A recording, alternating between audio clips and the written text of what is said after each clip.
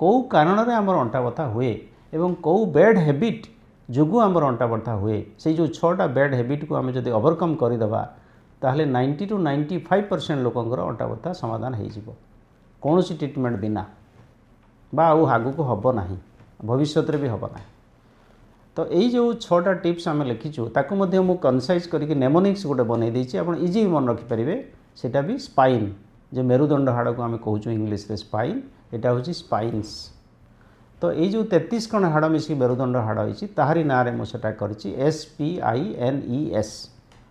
ଏସ୍ର ହେଇଗଲା ଆପଣଙ୍କର ପ୍ରଥମ ହେଲା ସ୍ମୋକିଂ, ପିର ହେଲା ପଶ୍ଚର। ପଶ୍ଚରରେ ଆମେ 4ଟା ଜିନିଷ ରଖିଛୁ, ଯେଉଁଟାକି ସିଟିଂ, ଷ୍ଟାଣ୍ଡିଂ ଏବଂ ସ୍ଲିପିଂ, ଆଉ ଗୋଟେ ହେଲା କ୍ୟାରିଂ ଦ ବ୍ୟାଗ୍ସ, ବ୍ୟାଗ୍ କେମିତି ଆପଣ ନେବେ ବା ହେଭି ୱେଟ୍ ଲିଫ୍ଟିଂ।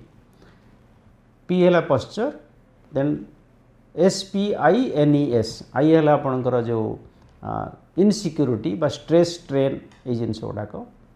ଏନ୍ ହେଲା ନ୍ୟୁଟ୍ରିସନ୍ ବା ଖାଦ୍ୟ, ଇ ହେଲା ଏକ୍ସରସାଇଜ୍ ବା ଆପଣଙ୍କର ଯେଉଁ ବ୍ୟାୟାମ, ଯେଉଁଟାକି ନିହାତିଆ ଜରୁରୀ। ଆଜିକାଲି ସିଡେଣ୍ଟାରୀ ଲାଇଫଷ୍ଟାଇଲ୍ ବେଶୀ ଚାଲିଛି, ଖେଳକୁଦ କମୁନି, ହୋଇଯିବ ଅଲମୋଷ୍ଟ ନାହିଁ ଗଲାଣି, କମିଗଲାଣି। ଏବଂ ଏସ୍ରେ ଲାଷ୍ଟରେ ହେଲା ଆପଣଙ୍କର ଯେଉଁ ଶୋଜ୍ ବା ଫୁଟୱେୟାର୍ସ,